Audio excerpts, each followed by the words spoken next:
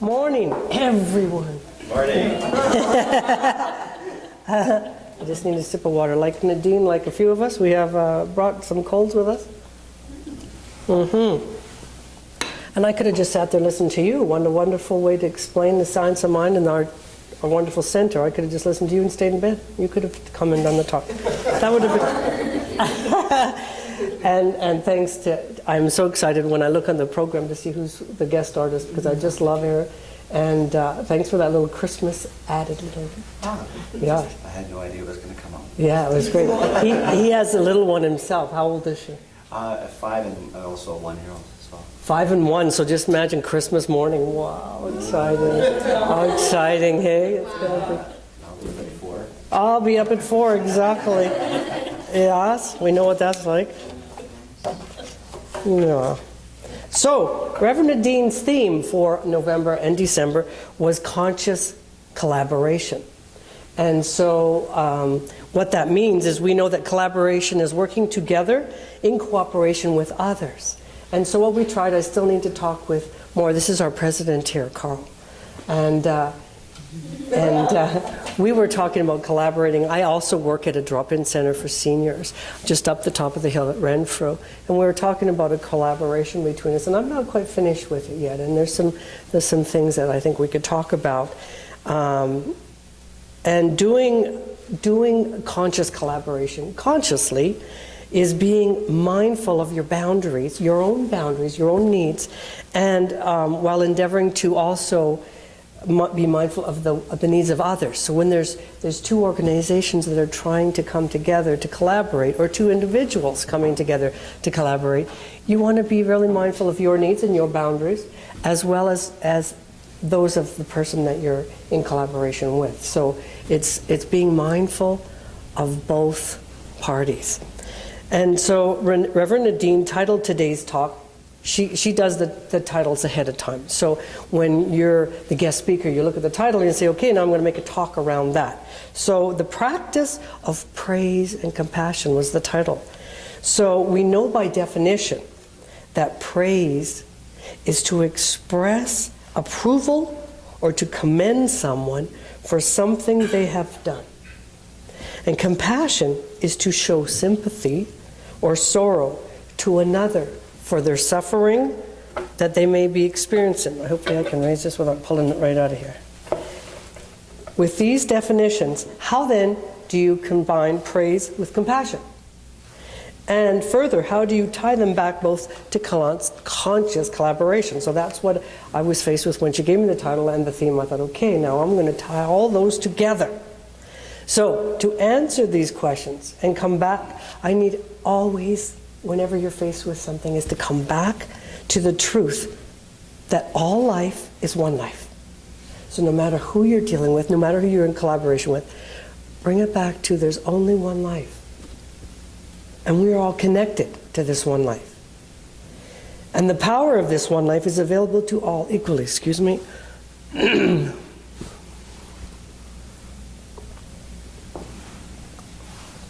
might have to do that throughout so I don't lose it. So, we often forget that this power does not judge right from wrong, good from bad, happy from sad, negation from affirmation, or praise from condemnation. If there is only one life, one power, then these things that we speak about are not separate, but they're merely different ends of the one line of conscious awareness. So the fact that some folks seem to have more than others, are happier, more positive, see the good in their lives, is not because God's playing favorites, but because these people are more clearly in tune to their spiritual greatness. You see people walking around with this big smile on their face, right? Or the monks or the spiritually enlightened. You see them walking around with this calmness about them and this peace about them. And it's because they have built their consciousness to such a height of enlightenment that they just know the truth, and they're just peace and know, right? They believe that they deserve, so therefore the universe responds accordingly. You've heard the saying, as you believe, so shall you receive, right? Heard that. Are you with me? Just nod if you're with me, if you're awake and you're here. And as you become more in tune, you know what? You know Dennis Merritt Jones, right? Dennis Merritt Jones is a colleague, and he's a minister down in the States. And I loved whenever he does this talk, just to make sure everybody's awake and with him, he goes, "Can I have a witness?" And everybody says, "Yes, amen. I'm with you." Just to keep you awake, just so whenever I say, "Can I have an affirmation?" just shout it out. Okay? So as you become more in tune of your spiritual side, become more enlightened or awake to your conscious connection to the divine, to the power, then you will experience more fully the energy, the power that is within you. This power will guide you, it will direct you, so that you can emerge into the fullness of your experience. That's what the Enlightened Ones have done. They've embodied it, they've empowered themselves to lift themselves up. So if there is only one life, why then are there so many different personalities? Every single person that you are in a relationship has different personalities, right? And why are there so many if there's only one life? Well, according to Ernest Holmes, now Ernest Holmes wrote a book called The Science of Mind.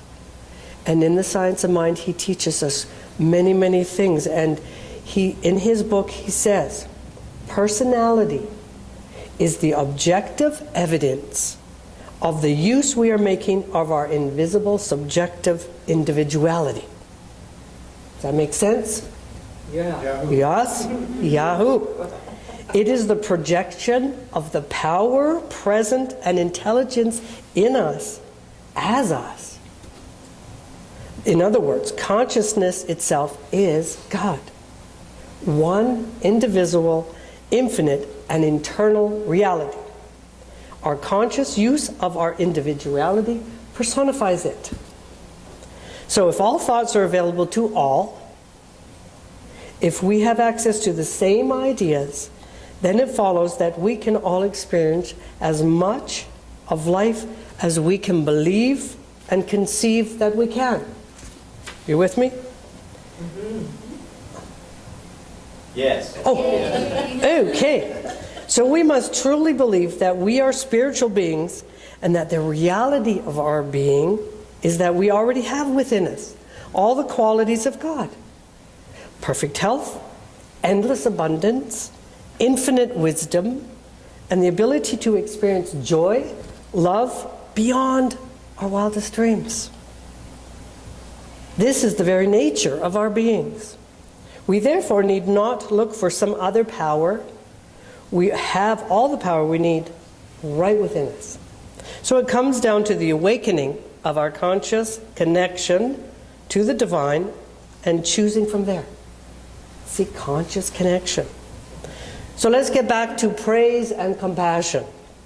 If you are praising someone for something, what you are truly doing is acknowledging that they have awakened to their true self. When we do spiritual treatment, us that are practitioners, when we sit with somebody and they give us an issue or a circumstance or something that they're dealing with, when we do treatment, what we're doing is acknowledging that they already have that within them. And we're acknowledging that if we don't see that in them, then we're treating ourselves to know the higher truth. We're knowing that for them. And we're knowing that for ourselves. True compassion is recognizing that the person to whom you are in front of, the person whom you're talking to, is in actual fact equal to us, equal to God. We have shared humanity because of our connection to the divine. To experience true compassion, you must look past appearances and allow your minds to remember the true nature of all beings as unified, infinite, immortal beings. Neither shall they say, lo here or lo there, for behold, the kingdom of the God is where? with it. I have to tell you a little story, because the way that we learn all these things that we're studying and learning about is through experience with human beings, with each other. That's how we learn, and with relationships. And when I was beginning to be a practitioner and people were coming for treatment, you get these lessons. And it's always people that something you need to learn yourself that are coming to you. I had this girl come in for treatment about a rash. She had shorts on, it was summertime, and you could see rash on her legs, and she had eczema or something, rash all over. And so I was going to do treatment for her, right? So we went into treatment, but the first thought I had, I went and I judged right straight to appearance, and I went, oh, the poor thing. Oh my gosh, the poor thing, look at the rash, the poor thing. So anyway, she talked and told me about what was going on in her life and their experiences, so that I could understand where she was coming from, you know, physically, emotionally and stuff. So we went into treatment, and I'd said all the right words, and I said all the right things for her to know her highest and best of herself.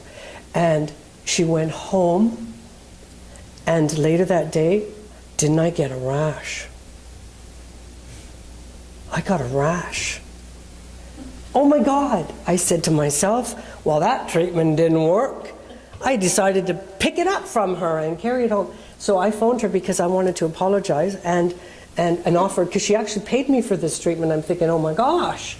So I phoned her to apologize and say that I was going. So I said, hello, how are you doing? She goes, I can't believe it, my rash is gone. What? Who got it and who didn't? Practitioner, heal thyself. I was not knowing the truth for myself. And I was judging by appearances. What a lesson. It doesn't matter what you're faced with in your life. Physical, emotional, whatever's going on in their life. If the truth is there, if you are far greater than what this experience that you're having, and it's within you, then you need to know the truth, because it works. It worked for her. And then I had to go back inside and do treatment for me, knowing that this was far beyond, and of course then it went away. But wow, what a test. God is within you. You just need to awaken to it. So how shall we know these words are true unless we experiment? And how do we experiment? We have plenty of opportunities with our relationships, with our children, with the people that are in our lives, the people that live with us. And so we test this theory when we go into the world and we interact with human beings. That's the experiment. It is not that God is testing us. It's not that God is testing it. It's merely our awakening up to the awakenings in the process of evolution. This awakening that we are having is a process of evolution. That's what we call it. Because each and every one of us, because we're individual personalities, we all are at a different level in our awareness of who we are, and our awareness of our possibilities and our potential and our abilities, right? So we experiment by interacting with other people. We go to church, we go to meetings, we go to different events with Christmas time. Oh my God, isn't that a test of your patience and compassion? Oh my goodness. Some people have relatives that they never see all year long. And then you come together at Christmas time, and just because you're relatives, you think that you're supposed to all get along. Surprise! If you haven't spoke to this person all year long, how is it that just because she's your niece, you're going to get along with her? Maybe you don't even know her. You don't even know what she's... And yet you're forced at Christmas time to come together and get along with people. What an experiment in life. So, I'm going to tell you an experience that I had so that you can see how it's in practice, how I practice it. A minute. Have you all got your tea and your coffee and whatever? Don't you feel like you're in a bar up there on that level? You just need a coffee. You need your rum. You need your rum and eggnog up there. It's probably waiting at home, right? Okay, so nothing more interesting than seniors. For 10 years and 7 months, I have been working up in the Renfrew area at a drop-in center called the Center, a Renfrew 50 Plus Club. It's a drop-in center for seniors. Nobody there is 50 at all. They're like more like 80, 90. And I found in that time that seniors kind of revert back to being children. And they are set in their ways, and things have to be a certain way. And heaven heck, if you want to change anything, even lunch. I mean, you have the table set up, and they have to sit at the same table with the same people every single time. And if you come in new, and you want to sit there, oh, Betty sits here, you can't sit here. Oh my goodness gracious. So not only have I been their office manager, their bookkeeper, their program coordinator, I've been their referee and their chaplain and because you have to say, no honey, somebody new's coming in, and in order for them to feel welcome, you have to let them come and sit with you. I'm sure we can pull up another chair, right? And we have seniors who come in and they play card games. They play crib, they play whist, and I'm in my office and they're out there playing, and I can hear yelling. And somebody's smacking the table, and I'm thinking, what is going on out there? And I come out and I'm looking to go, she's cheating. And I'm like, are we children? Oh my goodness. And so you're forced to referee these people. And then I had this crib people. And there's probably about 25 of them that would come in and they play crib every Monday. And in there I have one who is a bully. Oh my goodness. She bullies if you're different. We have people there, believe me, we have a gentleman who comes in there to play crib who's blind. He has Braille cards. Wow. This is his way of intermingling with society and being able to come out, and he has a driver, he has to drive, and they drive him there, and they sit and they wait for him. This is his, and he plays his Braille. So when you're doing Braille, don't you have to be a little bit more patient? You'd think you'd be more patient and understanding and compassionate with him. This bully, no. She gets upset with him because he slows it down. Okay, if you know that Monday is crib day, and that from 1 till 3 it's crib, don't make other appointments. It's your crib day. If it's going to go 15 minutes over, so what? But she gets upset because he's slower. There's another gentleman who's a little bit challenged, mentally challenged. He can still play crib, but again, he takes a little bit longer, and he's not as conscious of his hygiene. And the worker that he has is not supposed to intervene because he's a grown-up person and he has to learn from himself, and so she's only supposed to guide him. And so if he comes in and maybe he's a little bit not as smelling as good, so we put it that way, she gets upset, and she called a vote with the rest of the crib people and had him kicked out. Oh my goodness. And another senior came in, and her hair was not always the best. Seniors don't always know how to do it. And she would come into her face and say, what are you doing with your hair? Maybe you should go, and picking on her and telling her she should go to a hairdresser and making her feel bad.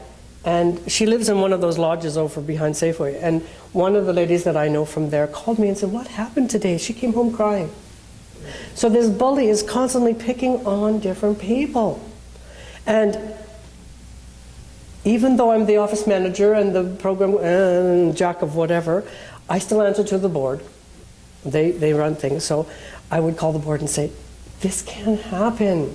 This is not right. She can't vote people out. She can't treat people like this. And the board doesn't want to get involved. The president at the time was one of those people that she just didn't want to make waves. She didn't want to say, anything to this person to upset just one of those people that doesn't deal with anything, right? So I said, okay, fine, if she's not going to deal with it, this is not fair. There's like 5 different people that this one's been picking on. And so one day, I said something to the board. Oh no, I said something to them. What happened was there's a gentleman who he's had a few strokes, and so his leg it doesn't work as well. It kind of drags his leg, right? So they've been bringing out, instead of just a chair, a wheelchair. Or not a wheelchair, one of the computer chairs with wheels on it, right? So he's on the wheel, and he's pulling himself along the floor with his heel from table to table. Guess what that does to the floor? It makes these black streaks everywhere he's been. So I said to the Carib people, is there some way that we can get him around without making all these black streaks? Because it's, I'm also in charge of cleanliness of the place. That's, you know what I mean? So anyway, this bully brings another Crip person, comes to a board meeting to tell the board that I'm picking on them. I'm picking on them. And I said, anyway, I'm trying to defend myself about the floor. So anyway, that meeting ended. This was on a Monday. So board left. Crib's going to start, and I'm coming down the hall toward the kitchen. The bully says, before we get started playing Crib, I just wanted to let you know that I went to the board meeting, and I told them that Tina says we're all a bunch of slobs. I looked and I went, you liar. Slobs. I never said that. I said, can we do some? And I no sooner was trying to explain myself, because I went straight to ego being hurt. I said, you liar. I didn't say that. And she goes, now she's way across the room, and she says, oh, Tina, it's about time. Somebody told you what a lousy minister you were. And I was dumbstruck. What has that got to do? And I went into my office. I was so mad. I was shaking. Now she's bullying me. And the board won't do anything, so it's out of my... So I go in the office and I'm shaking. I'm so mad. And I'm trying to call the president. Her phone's busy. And I'm trying to call the vice president. Her phone's busy. And both of them are busy for half an hour. I know they're talking to each other. So I got mad and I went out and I slammed the door and I went to the president's house, because she happens to live close. And blah, blah, blah. And she looked at me like, well, you and M have personality conflicts with each other, it looks like. What? Oh man. So I fumed about this, and I fumed about this. And you know the board's solution was, Tina, just stay in your office and leave them alone. That was their answer, to stay in your office and leave them alone. And so I fumed about it and stewed about it and just stayed away. But that's not me. I can't stay away, because my job is, part of my job, the biggest part of my job is to mingle with the people and to interact with the people, and to stay in my office is not me. And I had no solution to it. So then I got thinking about compassion. And who am I being in this situation? One of us has to take the higher ground in this, because the energy was not good. I had to go there every single day in this energy of negativity, and I thought, I can't do this. That's not me. It's not, and I'm not being in that consciousness of a higher knowing. There's only one life, and every single person that we're interacting with is a part of us. Then what is it in her that I reacted to? If I know who I am as a spiritual being, if I know who she is as a spiritual being, but I reacted to that, oh, there's something about what she said that I took ownership to. What I know is that this was a test for me. It was a test for me. I let my ego get in the way. And I responded from my ego to say, how dare her say that I... And then I thought, am I being a minister in this situation? Because I said to the board, I'm not a minister here. I'm an office manager, bookkeeper. Oh, what am I saying? Do I leave that at home? Do I leave the ministry here? What do you mean I'm not a minister? I thought, oh, wait a minute. You are who you are, and you take the best of yourself wherever you go, even in that situation. So could I raise myself higher than that experience? So the test is to plunge beneath the appearance. Plunge beneath. You know what? I don't know where she came from. I don't know what her background is. I don't know how she was raised as a child. But I started looking at her more compassionately. And I don't have to bring myself to the level that she's at. I can look at her as a practitioner would look to somebody that came to you for treatment. She's sad, okay? I need to look at her differently. And I was unconsciously testing the belief I had about my own self. That's why I reacted. If I see anything other than good, praise or compassion for myself, then I'm not believing the truth. I'm not living it. Monica said I was living the truth, living the lessons that I've learned. But in that situation, I wasn't. Do you get me? Are you there? Yeah. Huh? Yes. Yes? So if I'm not believing that the nature of all of us is to be harmonious, loving, perfect, then I need to do more treatment around that. The Buddha said, your worst enemy cannot harm you as much as your own unguarded thoughts. If you believe in yourself and you make it your life's purpose to see good in others, then you will be practicing praise and compassion for others, and you will be in conscious collaboration with the universe in making this world that is for someone and against none. That's what Nadine talked about one of the past Sundays. If you're for somebody and against nothing. When we do the inner work to awaken to who we really are as spiritual beings, when we really believe that we are the best that we can be right now, maybe we need work, maybe we need to look at some things, but if you're being the very best that you are right now, be kind to yourself, be gentle to yourself, and greet each person that you encounter with the power of namaste, with no judgment, just praise and compassion. Ralph Waldo Emerson said, to know even one life has breathed easier because you have lived. If I can say this, then I know I have succeeded in living my life on purpose and living my life, then I know I have made a difference. I wanted to read you something from this book, the Vivekananda. This is different yoga disciplines, and this particular one is Bhakti Yoga. And he speaks about how the divine speaks through the heart. After I take a drink of water.